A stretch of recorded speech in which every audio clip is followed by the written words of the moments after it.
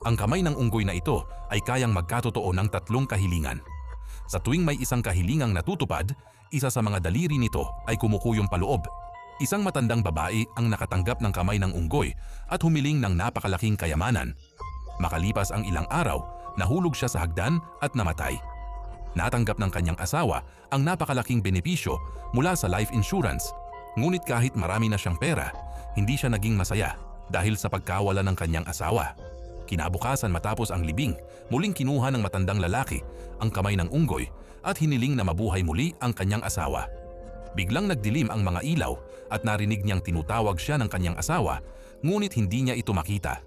Pagkalipas ng ilang linggo, bigla niyang naalala na mahigpit na ipinako ang kabaong ng kanyang asawa.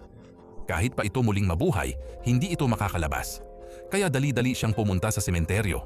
Pagdating doon, hinukay niya ang libingan ng kanyang asawa.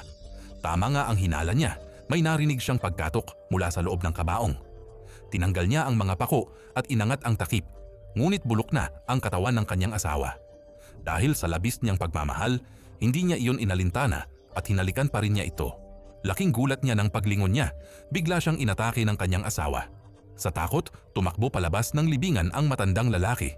Ang asawa niyang muling nabuhay ay naging isang zombie. Agad siyang kumuha ng pala at ibinimbang pabalik ang babae sa libingan. Pagkatapos, agad niyang ginawa ang ikalawang kahilingan sa kamay ng unggoy na mamatay muli ang kanyang asawa.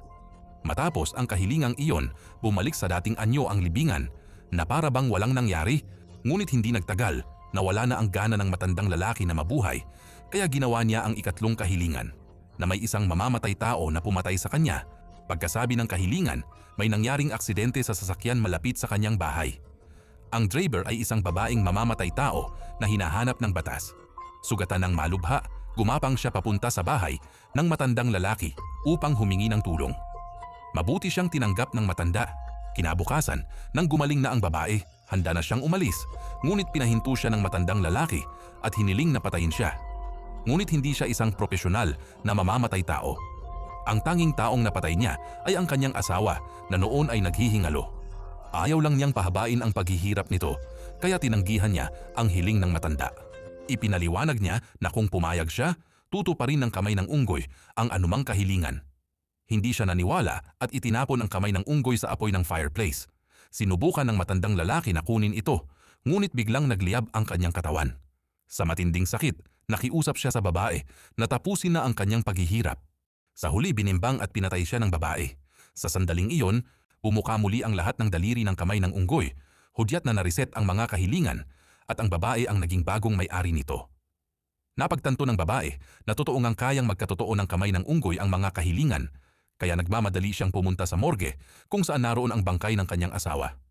Mahina siyang bumulong ng kahilingan na mabuhay muli ang kanyang asawa, ngunit dahil hindi niya binanggit ang pangalan nito, lahat ng bangkay sa paligid ay biglang nabuhay.